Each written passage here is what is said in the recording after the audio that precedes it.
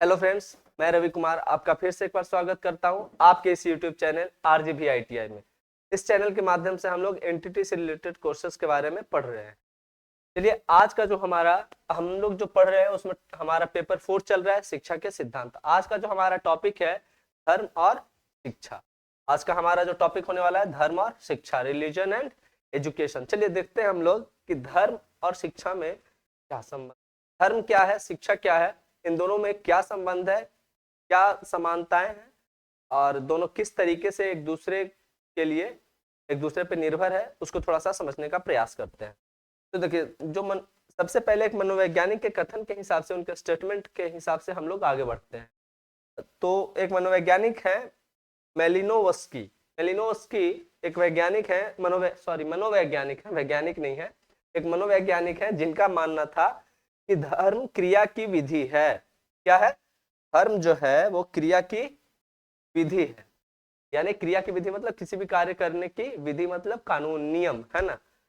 किसी भी कार्य को करने का नियम है धर्म। क्योंकि धर्म के हिसाब से अगर जैसे कुछ भी हम काम करते हैं तो क्या उसमें क्या अड़चन आता है, ये धर्म के हिसाब से नहीं है। अगर कुछ भी हम उचित या अनुचित करते हैं, कैसे ये डिसाइड करते हैं कि ये उचित है या अनुचित है?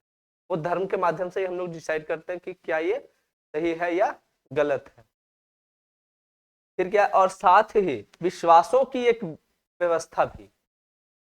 धर्म समाजशास्त्रीय तथ्य के साथ ही एक व्यक्तिगत अनुभव भी है।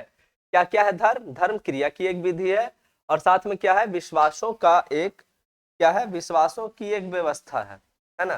किसी और का विश्वास या किसी पे विश्वास करे या किसी चीज में आस्था रखे, उस चीज की भी एक व्यवस्था है। और क्या है, धर्म क्या है, समाजशास्त्रीय तथ्य के साथ ही एक क्या है, व्यक्तिगत अनुभव भी है। इस व्यक्ति का क्या है, एक्सपीरियंस भी होता है। ठीक है। ये दूसरा क्या है, महात्मा गांधी है। महात्मा गांधी का क्या कहना है? भाई इनको तो हर कोई जानते ही हो, इनके बारे में परिचय देना मतलब, बचपन में हम लोग पढ़ते थे, एक निबंध था इनका कि महात्मा गांधी का परिचय, क्या महात्मा गांधी के बताना सूर्य को दीपक दिखाने के जैसा है। तो भाई वही मान के चलते हैं, आप लोग महात्मा गांधी के बारे में जरूर जानते होंगे। इनका जो स्टेटमेंट है धर्म को लेकर, है ना, ये धर्म के विषय में क्या समझते हैं, धर्म को कैसे समझते हैं। तो उनका कहना था कि धर्म वह शक्ति है, ठीक है, धर्म वह शक्ति है जो व्यक्ति को बड़े से बड़े संकट में भी ईमानदार बनाए रखती है। भाई ये तो ऑनेस्टी के एकदम कायल व्यक्ति थे, तो ये हर चीज को क्या है, उसी के हिसाब से, ऑनेस्टी के हिसाब से देखते थे। इनका मानना था कि धर्म क्या है, कि व्यक्ति को विभिन्न परिस्थितियों में, सबसे मुश्किल परिस्थितियों में भी क्या है, उसको गलत रास्ते पे नहीं जाने देता है, उसको सही मार्ग पे बनाए रखता है, ताकि वो क्या है, जो भी व्यक्ति धर्म में आस्था रखे वो क्या है, विभिन्न परिस्थितियों में भी अपने मार्ग से ना भटक सके, नहीं भटकता है।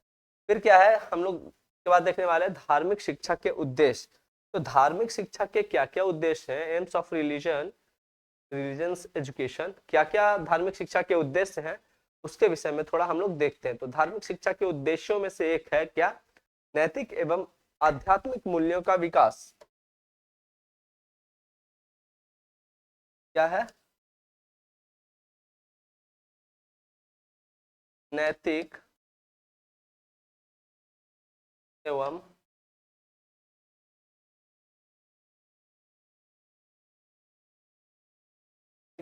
आध्यात्मिक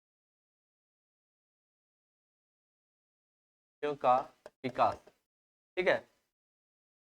देखिए, धार्मिक शिक्षा का उद्देश्य क्या है, नैतिक, लोगों में नैतिकता, नैतिक मूल्यों का विकास करना, और क्या है, आध्यात्मिक मूल्यों का विकास करना, यानी मोरलिटी, और इसका मोरलिटी, और ये हो गया स्पिरिचुअलिटी, स्पिरिचुअलिटी,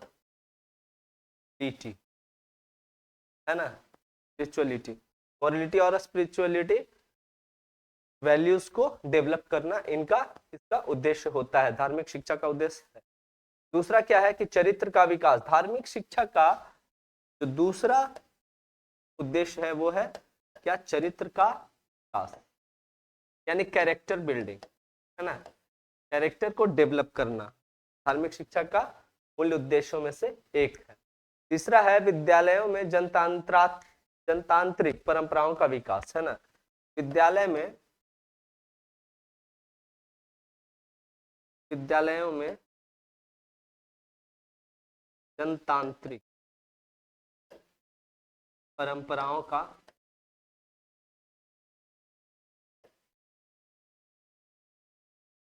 विकास। परंपराओं का क्या है? विद्यालयों में जनतांत्रिक परंपराओं का विकास मतलब विद्यालय का माहौल ऐसा है, वहां इस तरीके के सिस्टम डेवलप की जाए जो कि क्या हो, बिल्कुल जनतांत्रिक हो। ठीक। और धर्म का क्या, धार्मिक शिक्षा का क्या उद्देश्य है कि संस्कृति का संरक्षण व विकास। जो भी सभ्यता संस्कृति आसपास के समुदाय में, समाज में समय हो, संस्कृति तथा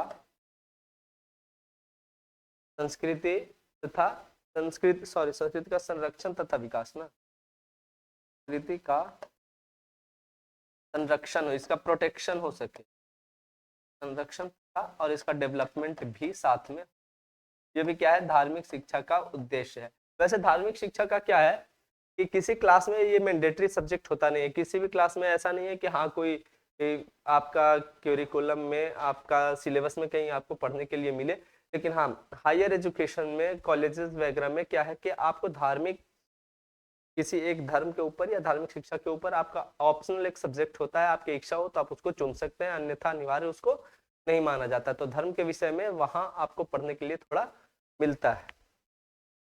और इसका जो उद्देश्य है, धार्मिक शिक्षा का जो और उद्देश्य है वो क्या है कि व्यापक दृष्टिकोण का विकास, मतलब लोगों में व्यापक दृष्टिकोण,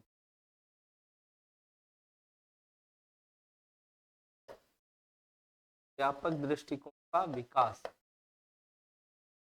लोगों का जो दृष्टिकोण है, लोगों का जो सोचने का तरीका है वो क्या हो, अधिक से अधिक वो व्यापक हो, है ना, बड़ा हो, बड़े पैमाने पे सोचे। ये नहीं कि तुच्छ की सोच उनकी हो, छोटी सोच हो कि न खुद आगे बढ़ना है न किसी व्यक्ति को बढ़ने देना है। नहीं, धर्म क्या सिखलाता है, धर्म सिखाता है, चाहे कोई भी धर्म हो, क्या सिखाता है लोगों को कि आप सबके साथ मिलजुल के रहें और दूसरे को सपोर्ट करें उसको आगे बढ़ने के लिए, ताकि उसका पैर खींचते रहे। उसके बाद जो है, उसके बाद है धर्म और शिक्षा में संबंध। धर्म और शिक्षा में क्या संबंध है, थोड़ा सा इसको समझते हैं।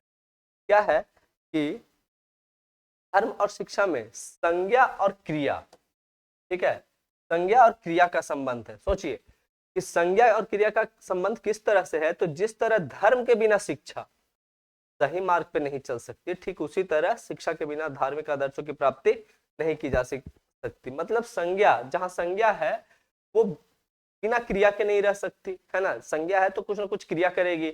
और जहां क्रिया है, कुछ क्रिया हो रही है, वहां बिना संज्ञा का क्रिया कैसे हो सकती। ठीक उसी प्रकार है यहाँ पे धर्म का भी, कि धर्म के बिना क्या है, शिक्षा सही मार्ग पे नहीं चलती। कैसा शिक्षा देना है व्यक्ति को, कैसे शिक्षित करना है, किस उद्देश्य के लिए उसको शिक्षित करना है, उसको शिक्षित करने का उद्देश्य क्या है, ये धर्म के बिना तय नहीं किया जा सकता। ठीक उसी तरह से क्या है कि शिक्षा के बिना, अगर शिक्षा नहीं है तो धार्मिक आदर्शों की प्राप्ति नहीं की जा सकती। धर्म का क्या उद्देश्य है, धर्म को व्यक्ति किस तरीके से सही मायने में उसको एडेप्ट करे, ये शिक्षा के बिना संभव नहीं है। क्योंकि होता क्या है ना, आजकल आडंबरों का बहुत ही बड़ा तांता लगा हुआ है। शिक्षा, ये धर्म के नाम पे बहुत से ऐसे बाबा या ढोंगी लोग होते हैं जो क्या करते हैं, व्यक्तियों को ठगते, लूटते या अंधविश्वास फैलाने का वो कार्य करते हैं। तो अगर व्यक्ति अगर शिक्षित है, अगर उसके पास शिक्षा है, तो वो धर्म का सही उपयोग, सदुपयोग कर सकेगा और सही मार्ग पे वो अपने धर्म को और अपने शिक्षा को वो रख सके। ठीक है। इसके बाद जो है, इसके बाद जो हम लोगों को पढ़ने के लिए है वो क्या है कि हम लोग को धर्म का शिक्षा पे प्रभाव पढ़ना है कि आखिर धर्म का शिक्षा पे क्या प्रभाव है। थोड़ा सा देख लेते हैं इसको भी। धर्म का थोड़ा सा इंपॉर्टेंट पॉइंट्स है, धर्म का शिक्षा पर प्रभाव, क्या इफेक्ट है ना, इफेक्ट ऑफ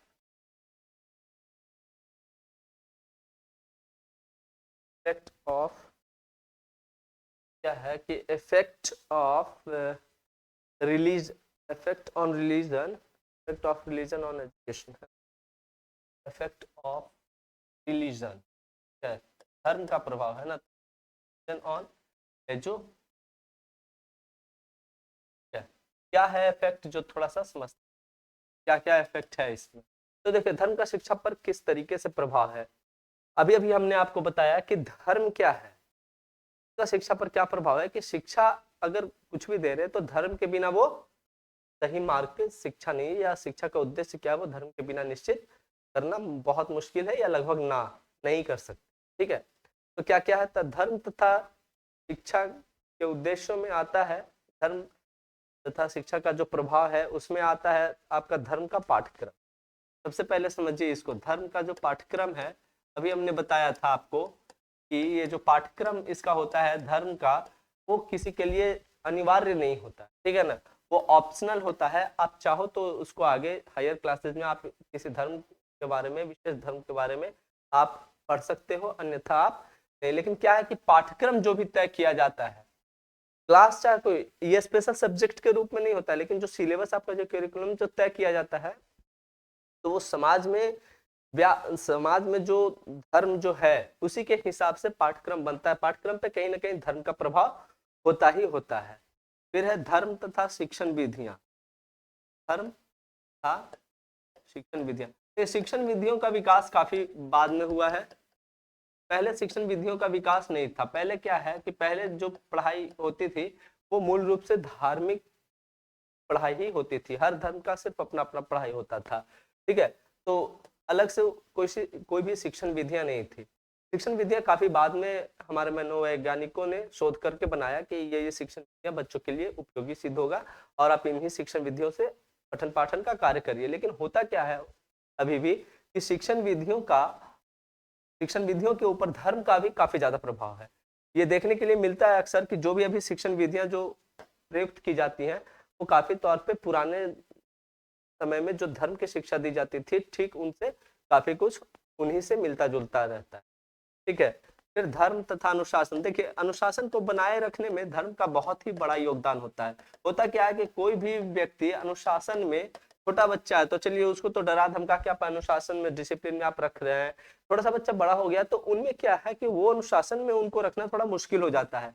के लिए क्या होता है कि उनको क्या है कि धर्म से रिलेट करके उनको अनुशासन के बारे में बताना चाहिए, या धर्म से अगर वो धार्मिक चीजों के बारे में, धार्मिक गतिविधियों के बारे में अगर उनको ज्यादा से ज्यादा अवगत कराया जाए धार्मिक गतिविधियों के साथ के बारे में, तो क्या है कि वो खुद से वो उनके अंदर अनुशासन की भावना विकसित होगी और वो खुद से अनुशासित हो जाएंगे। ठीक है, तो ये हो गया धर्म तथा अनुशासन। इसके बाद क्या है धर्म तथा शिक्षक।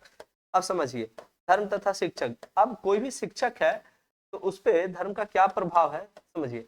कोई भी व्यक्ति है जो इस धरती पे, इस पृथ्वी पे, वो किसी न किसी धर्म, किसी न किसी समुदाय, किसी न किसी समाज से वो बिलोंग करता है। तो जो शिक्षक होगा वो भी किसी न किसी धर्म से बिलोंग कर रहा होगा, है ना। तो वो क्या है कि शिक्षक, हमने अभी आपको बताया था कि शिक्षक क्या होता है कि वो संवाहक है, ठीक है ना, वो ट्रांसपोर्टर का काम करता है एक जगह से दूसरी जगह। तो अगर शिक्षक जिस धर्म से बिलोंग करने वाला होगा वो क्या करेगा, वो अपने धर्म के हिसाब से ही वो आगे बच्चों को आगे का मार्ग वो प्रशस्त करता है, उसी के हिसाब से वो आगे बताता है। इससे धर्म का क्या होता है, प्रचार प्रसार होता है। फिर है धर्म तथा विद्यालय। धर्म तथा विद्यालय में क्या संबंध है, इन दोनों, इसका क्या प्रभाव है, धर्म का प्रभाव विद्यालय पर क्या है। तो विद्यालय क्या है, विद्यालय जो है वो धर्म का संरक्षक है ना। जो भी धर्म की बातें होती है या जो भी धर्म का की शिक्षा होती है वो कहीं ना कहीं विद्यालय से ही बच्चों को सीखने के लिए मिलता है, विद्यालय में भी सीखने के लिए मिलता है। ऐसा नहीं कि सिर्फ विद्यालय से ही मिलता है, उनको अपने समाज से भी मिलता है। ज्यादातर बच्चे धर्म की बातें समाज और अपने परिवार से ही सीखते हैं।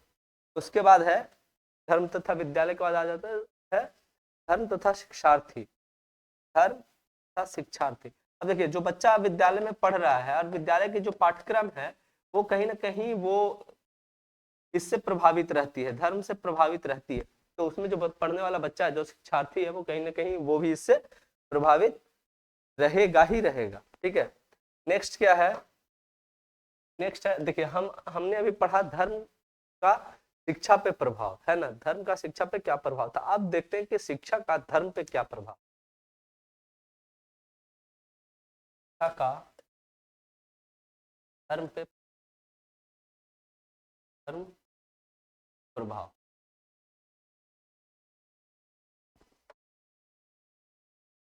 Effects of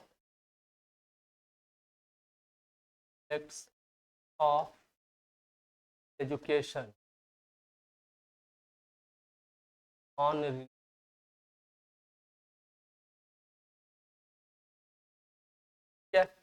क्या इफेक्ट है एजुकेशन का रिलीजन के ऊपर, अब इसके बारे में थोड़ा सा हम लोग देखते हैं और समझते हैं।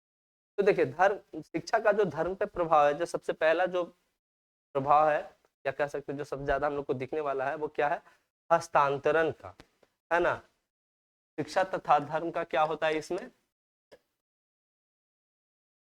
धर्म का हस्तांतरण, हस्तांतरण, हस्तांतरण का यहाँ अर्थ है ट्रांसफर से, ठीक है ना। क्या होता है कि शिक्षा जो है धर्म का क्या है? धर्म को हस्तांतरित करता है, एक जगह से दूसरी जगह फैलाने का, प्रसारित करने का काम करता है। एक व्यक्ति से दूसरे व्यक्ति में क्या है, उनको एक व्यक्ति से दूसरे व्यक्ति में तक पहुंचाने का वो कार्य करता है, क्या है? शिक्षा। दूसरा जो इसका प्रभाव है, शिक्षा तथा धर्म को क्या है? संरक्षण।